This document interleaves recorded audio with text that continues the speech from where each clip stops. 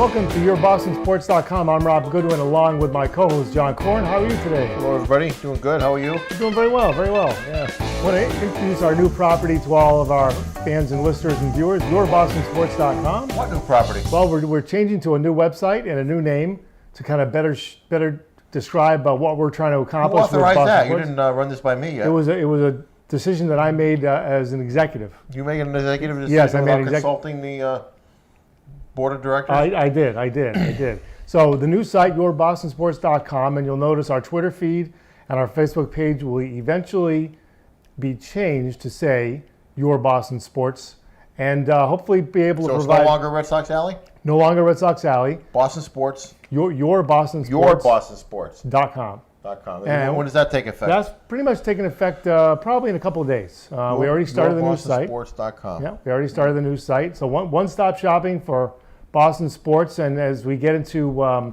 the fall, especially with Patriots and Celtics, and of course the Bruins playing now in the playoffs, tied up with Great series. with the Canadians. Great series. Exactly. So that's the plan, and let's get right to the Red Sox. One game under 500 after last night's 8-0 loss to the Rangers. Almost a no-hitter Almost by no-hitter. Darvish. Yeah. He pitched a great game. Someone said that a bunch of All-Stars wouldn't have gotten any hits against him either. You agree with that? They're all major leaguers. I mean, how hard is it to throw almost 7 perfect innings and then a one-hitter to any major league team? Exactly. Kudos to him, man. Absolutely. And let's look at Buchholz. He's kind of disappointing at this point. His line last night was 4 1/3, 6 runs, 6 earned runs, 10 hits. What's going on with Buchholz? Have you lost faith? I don't know. I think he can't play hurt at all. The least. I don't know. What do you think? I just don't think mentally, at this point, his makeup is allowing him to be seriously into the game, understanding what he has to do. He'll have a stiff neck and he'll be out for 2 months. I mean, it's ridiculous. But they say he's not hurt right now, right? He's fine. They're saying he's fine. Maybe the slightest thing throws him off. Maybe he, Like a hangnail? Yeah, like the guy that calls in sick all the time. I know that guy. Yeah. Are you one of them? I am not that guy. No, I am not that guy. No, absolutely not. I don't know. Yeah, there's something wrong with him physically, mentally, or he simply can't play hurt. He needs to be comfortable all the time. Or he doesn't know how to suck it in, as they say. Yeah. But then again, he'll go on a run of 5-6 wins in a row where he'll be lights out. You get the feeling when he's feeling perfect and everything's going well. He's almost unhittable. The minute something's not right, it ain't right. That's right. He doesn't adjust. Exactly. So I don't know. I'd like to see him be a little tougher. Yeah, it's weird. Yeah. He doesn't have that like a pitcher, a really good pitcher will get in trouble, and then figure it out. Yeah. He'll work his way out of it. Like Kurt Schilling. Kurt Schilling did that. He'll change his. He'll redefine himself during the game. Right. Exactly. And maybe he can't do that. I don't know. Maybe. So a lot of people are disappointed with the way the hitting has gone so far, especially with runners in scoring position. Yeah, they basically suck in that. Well, Bogart's hitting 125 with runners in scoring position. His average isn't that bad, but when you look at runners in scoring position, he's obviously having a tough time producing. He's hitting 263. That's not so bad. No. But you got to remember they've got Bogarts in there. I'm still looking at Middlebrooks as someone who's still, picking it up, still learning, and so when you have a couple players like that in there, Jackie Bradley Jr. is hitting 205. That's not helping the situation either. He's pretty good with men in scoring position, though. He's batting about 370. Yeah, Jackie Bradley. Driving in runs. With men in scoring position. Yeah. But, I was thinking that, when you think about it, 2 players really forced the Red Sox hand. Well, especially one, Drew, by not signing the contract for $14.1 million. Has anyone signed him? No. Wow. He forced them to play Bogarts at short. There's no question about that. And then Ellsbury leading, well, he was going to leave anyways. I don't think any amount of money that the Red Sox were willing to offer him would have made a difference at all. And people yeah. said, well, he's going to want to play out west because the weather's warmer, and here he is in New York. But Drew really forced the Red Sox to go with Bogaerts. And so basically, they bit the bullet and said, we're going to go with these two young players. And, there are times where that certainly impacts the amount of production they're getting from the lineup. I'll tell you what. I mean, what's the answer, though? I mean, I think they stick with it. I stick with it Absolutely. because they got a good infield, they got a good starting rotation, they got a good bullpen. They got two catchers that are old. That makes me a little nervous. But other than that, I mean, okay, so they don't have a guy like Verlander, or they don't have that a guy like Kershaw, the real ace that can. But they got a pretty solid 5-man rotation. Absolutely. I think. And, I was looking at the ERA. I mean, Lester 2.59, PV 3.09, Lackey 3.72. Those are your top three. And then Dubront 5.09, Buchholz 6.44. Your top three. I mean, how can you beat that? The bullpen's been outstanding. Absolutely. Breslow and Miller struck out 6 batters between the two of them. Badenhop hasn't given up a run in 10 outings. I mean, that's unbelievable. Mujica pitched 1 inning last night. He hadn't gotten into a game in quite a while. Tazawa had 1 bad outing. Okay, no big deal. Capuano's been good. Miller's been good. Uehara has pitched with runners on every now and then, but he's 8 for 8, I think. I mean, last night doesn't count. I mean, Darvish wasn't gonna. Nobody's gonna beat him last night. Right, exactly. But the only problem I see with the Red Sox is they seem to have problems scoring runners. What game was it last week? 2 innings in a row. They led off the inning. 8th and 9th inning. They left the inning with a double, and he couldn't score. Yeah. Man on second base with nobody out. Nothing. Yep. Couldn't score. You can't have that. No, you can't. And obviously you've got to score runs earlier. They can't keep playing behind like they've been playing. They keep falling behind 4-0, 5-0, and they've won a couple of those games. But it's very difficult, to set that precedent and having to claw your way back every single game. That's hard. But the thing is, to have things not go your way in the beginning of the season. I mean, they say every game counts, and it does, but they're not playing this way. It's not September. Right. They're not doing this in September. And look, Bogaerts is only going to get better. Jackie Bradley Jr. is only going to get better, I think. He's great defensively. Did the Yankees win last night? Yes. So they won with Tanaka. They're 3 games out. They're 3 games out of first place. Yeah. Big deal. 1 game under 500. Yeah. So it could be like this for all year. I mean, you could see the whole division within reach of the first place. Right. For the whole year. Exactly. You got 5 good teams. Right. And I want to talk about the outfield situation a little bit. What a change to have a player play his first full season in the majors, be in the top 10 in a couple of batting categories in the American League, win a World Series, and he's back at AAA. Daniel Nava. It's a tough business, I'll tell you. And if the Red Sox hadn't brought in Grady Sizemore, one could argue that Nava would still be in Boston, kind of working his way through. But it's a tough business where the Red Sox did bring in Grady Sizemore, figuring he might be helping center field, and he's not. He's helping left field and right field. Nava's out. And they say Nava's starting to pick it up at Pawtucket as well. But it really makes you think about how these guys are on a roster one year, and the next year they're not. Oh yeah. What do you think of this rotation with Gomes and Sizemore and left? I'm surprised Carp, we don't see him more often. I'm surprised we don't see Sizemore more often in center field and Carp more often in left. Yeah. Well, I think it's because Sizemore kind of scared them a little bit with his defense and misjudging fly balls in center field. I mean, because Bradley's not hitting, so you would think they would. I don't know, maybe put Carp in the lineup more often. Maybe they will. I think they want to stay strong up the middle, and they're strong up the middle, in the best way by having Bradley's in there Jr. for defensive purposes, right? And Sizemore, they figure he's safer over and left. So. Right, and he'll platoon with Gomes. Carp doesn't play center, does he? No. Well, the problem was created by Shane Victorino coming back. That's what really prompted Nava being sent down to AAA. And Victorino obviously he's a winner. He's got to be in there. right? I mean, he's He's the best right fielder. he's a terrific player, terrific He's one of the guy to best have in the outfielders lineup. in baseball. Absolutely, no question.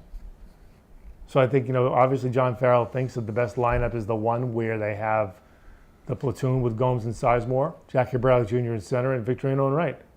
Carp will spell, I guess, left, right, or first base, occasionally with Napoli. But Napoli's, well, you would tell me he's seen the most pitches of anyone in the American League, Yeah. Napoli. The last year, too. Even though he strikes out a lot, but he's striking out less this year, I think. He wears out a pitcher. He's good. Good at that. Yeah. Well, and plus, if he can strike out less, he's putting more balls in play. He's getting more walks, so that can only be a good thing. But, I mean, what changes would you make right now? I wouldn't. Maybe a younger catcher? Maybe, but at this point in time in the middle of the season, you're kind of locked in. I mean, how do you. I think they're eventually going to start playing better. I think so, too. They're a good team. The only way you get a younger catcher is if either Ross or Pierzynski gets hurt, because I think you're going to call somebody up. Mm-hmm. That's the only way they're going to get a younger catcher. Yeah. But I agree. I think they got to. I hate to agree with you. We haven't really disagreed on anything yet today. No. But you got to look at it. That I think they've got to stay the course. Yeah. No question.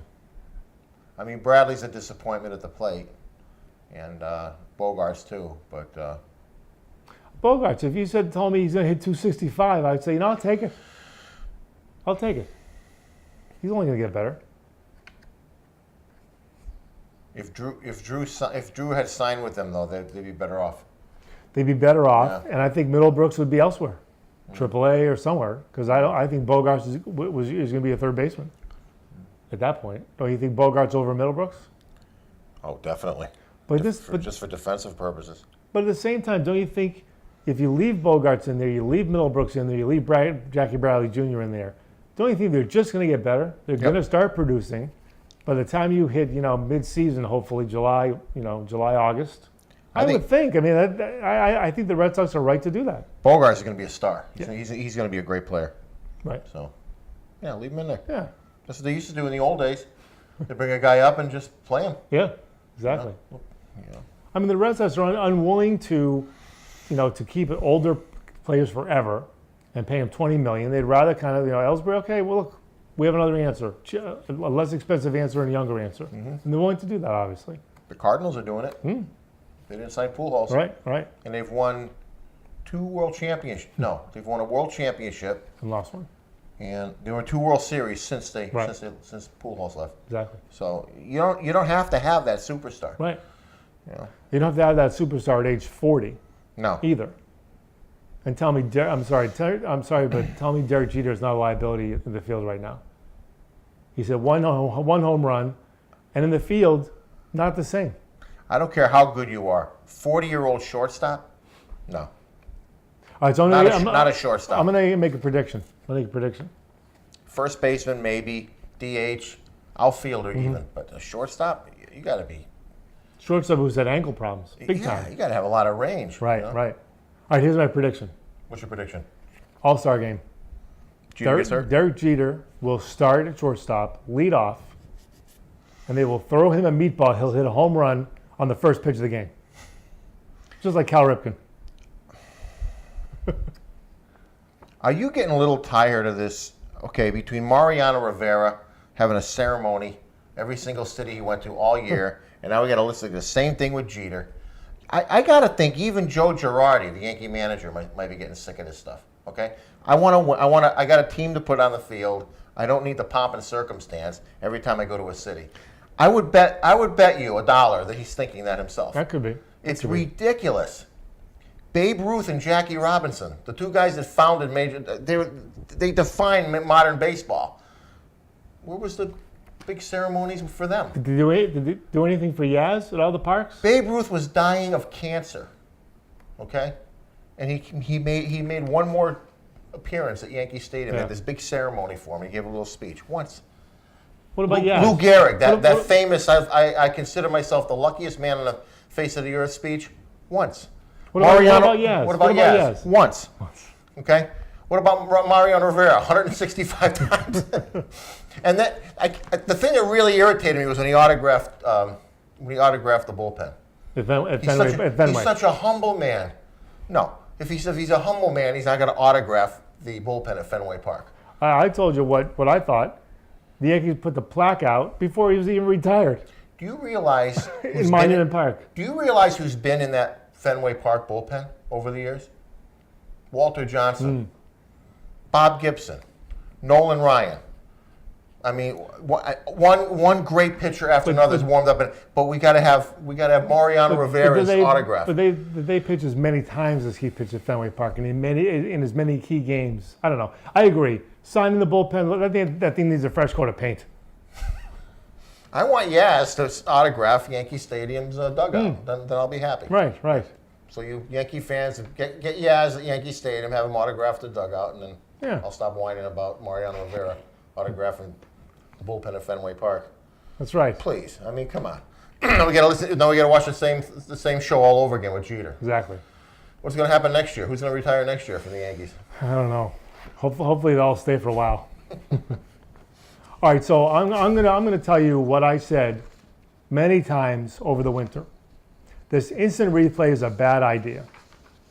You cannot have a situation where you have stoppage of play on the base paths when you're trying to figure out was somebody safer out and what happens to the guy who went from first base to home plate on a bunt.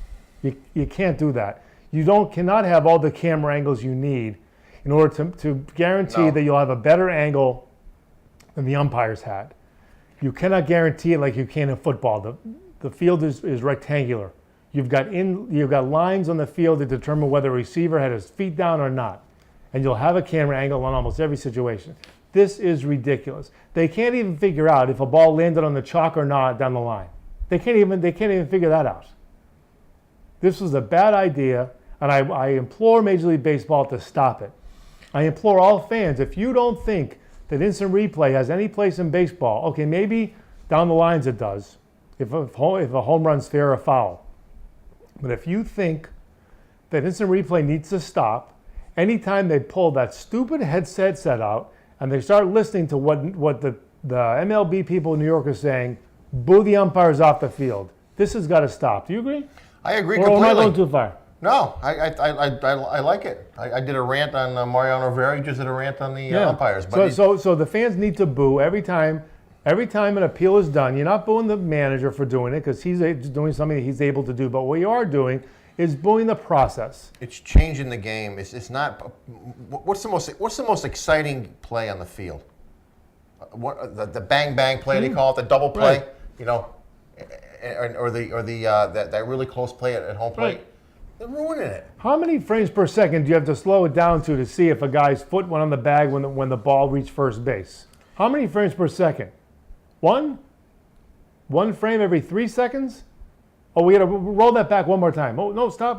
Yeah. It's ridiculous. I feel the same way in football, but let's not talk about football. Once in a while, an umpire makes a mistake. Once in a while, a third baseman makes an error. That's part of the game. Right, and I have a solution. The solution is allow instant replay when it comes to a ball hit down the line, whether it's fair or foul and a home run. Not on the field, but in the stands, okay? And the other thing to do is talk to the umpires and say, be human about things. When there's a play and a manager starts to argue, be willing to talk about it. And if you stick with the play the way it was called and the manager doesn't agree with it, then you follow the rules and throw them out when it's appropriate. But get together if you think there's any chance at all that the play should have been ruled differently. Get together as human beings, talk about it, and make a decision. This instant replay thing's got to go. Fans, boo this process off the field. The only thing that works is if you treat the umpires like you treat the players, okay? You get rid of a bad umpire, you keep a good umpire. If a shortstop is making errors all the time, you send them down to the minors, okay? Or you release them. That's what you do with an umpire. But you know what the bad... I'll tell you what the bad... It's too much of a good old boys club or You're something. Right. But the bad news is that these umpires get vacations during the season. So instead of sending them down, they're bringing umpires up periodically to work games from the minor leagues. So really, it's the opposite effect that happens in reality. I mean, these umpires don't work every single game, every single week. They get vacation time during the season. But there's good umpires and there's lousy ones. That's true. Just like there's good players and there's lousy ones. You put the best players on the field and you put the best umpires on the field. Right. Right. Okay? And in postseason, you take the best umpire, you take the cream of the crop, and you put them on the field just for the same reason the cream of the crop is on the field, Right. the players. Yep. Okay, the two best teams in baseball were on the field in the World Series last year. The best umpiring crew should have been on there. Good point. That's all you got to do. Right. And if they make a mistake, And they make a mistake, they make a mistake. It's Right. just like if a guy makes the greatest player in the world can make an error. Right. right. That's all you do. It's Look, common sense. They're only human. I hate to say it. They only have two eyes. What are you going to do? But, it's part of the game. No, I agree with you. I mean, if they interpret the rule wrong or rule incorrectly, Right. that's different. Or if an umpire sees something that the other one didn't. Remember the time A-Rod knocked the ball out of Bronson Arroyo's hand in the postseason? And the other umpire saw it and they reversed the call. Right. Stuff like that. Exactly, He exactly. didn't see it. The other guy did. Right. Or Exactly. a home run. The home plate umpire saw something that the third base umpire didn't for some reason. Right. That's all you got to do. Exactly. I wouldn't be for instant replay for anything except maybe the home run, maybe Yeah. the fair foul. In the home run. stands, not to see if a ball hit the chalk. Yeah. I don't think that's working either. And John Farrell would agree. I think there's several managers that would agree that that's not working. But So if umpires are making bad calls, you just have to get another umpire. Just like if a catcher's making, calling a bad game, you get another catcher in there, right? right. Yeah.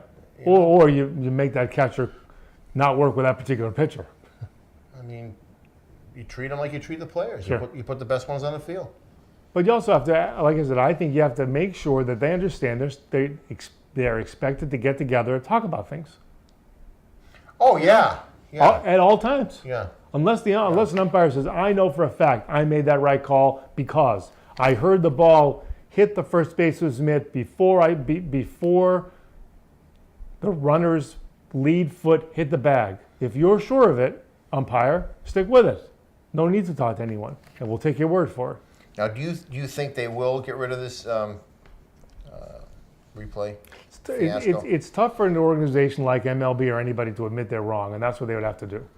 And they have to yank all of the technology that they've spent tens of millions of dollars on. So I really don't see them yanking it. I see them trying to improve it. And poor Joe Torre is the one who's going to do it. What if they said, okay, we're not gonna do it for the out at first base, and we're gonna use it for foul balls, fair and foul balls, home runs, that kind of thing. Maybe they'll do something like that. I would be okay with that. I think that'd be a What's next? Balls and strikes. They're gonna start reviewing balls and strikes. Yeah. No, that'd be a vast improvement if they did that. I think fans should boo the process off the field. I think the only way they really change it in a big way is if the fans speak loud and clear. I think that's got to happen. You know what else it takes away from in the game? There's a thing called judgment. There's common sense stuff called like the neighborhood play, for example, where the shortstop in a double play situation, he doesn't actually touch the base. He kind of goes around it and throws it. Right. And they kind of look the other way because for the safety of the short, that kind of thing. Sure. Or last night, Darvish is throwing a no-hitter. Well, guess what? The strike zone's going to get a little bit bigger for him, okay? Because he deserves it because he's throwing such a great game. Right. He's throwing on the outside corner a little bit, so you give him the benefit of the doubt more often. Stuff like that's called judgment. Right. This thing subtracts from that. There's no more judgment. It's all black and white and boom, boom, boom. That's not part of the game. Right, black and white with some guys sitting in a control room in New York. Yeah. Part of the game is a judgment call. Right. Dennis Eckersley was saying, he goes, I never threw a strike in my life. I was always throwing inside. That's how I got these guys Right, out. exactly. And the umpires gave it to me because that's how I pitched. Right. Exactly. I agree. So we'll see if the fans take our advice. We'll see where this instant See how replay much of thing an goes. impact we have on the fans. Exactly. We'll see how this instant replay thing plays out and what changes that MLB and Joe Torre make. By the way, Joe Torre is the commencement speaker at the University of Hartford, right here in West Hartford, Connecticut on May 18th. All right. All the graduates at the University of Hartford are going to hear Joe Torre speak, which I think is great. Great, not a bad choice. And I want to remind all of our viewers, listeners, and fans about our new property, yourbostonsports.com. So check it out. Check out the website. And keep an eye out on the Twitter feed, which will change to yourbostonsports.com, as well as the Facebook page. And we welcome everyone to keep in touch. Let us know your opinions. We think we're going to have a lot of fun with it. Any predictions this year yet? I think the Bruins are going to beat the Canadians. Yeah. Tied up 2-2, they're tied up 2-2 heading into 2-2. game 5 tonight. Game 5 tonight, yep. And a rookie, Matt Fraser, come up from Providence and scored the game winner in overtime last night, which is quite exciting. It's nice to see a rivalry like that. Right. Going at it. And don't forget the Patriots signed Dominic Easley, inside pass rusher, which hopefully will help out. And they also signed Garoppolo from Eastern Illinois, the quarterback. Yeah. Yeah, Gary Garoppolo. So they think that he may be the heir apparent to Tom Brady. And Big shoes to fill. yeah, Huh? big shoes, but he's got some time, and potentially they're saying Ryan Mallett might be traded to make room on the roster. I hope I'm saying that right, Garoppolo from Eastern Illinois. Got a couple of more rounds to go today, I guess. So a lot of exciting things going on in Boston. Of course, the Celtics are going to retool this season after this disappointment, but an expected disappointment of a season with Brad Stevens, his first year as head coach. But I think lottery pick and some more moves that things could look up. So we hope to cover all that on yourbostonsports.com. Thanks, John, for joining me in the studio. You call me John. You usually call me Corn. Oh, I'm being more formal now. Yeah, okay. John Korn. John Corn. Well, thanks for joining me in the Central Connecticut studios. Central Connecticut It's been a great time. Have a great day, everyone.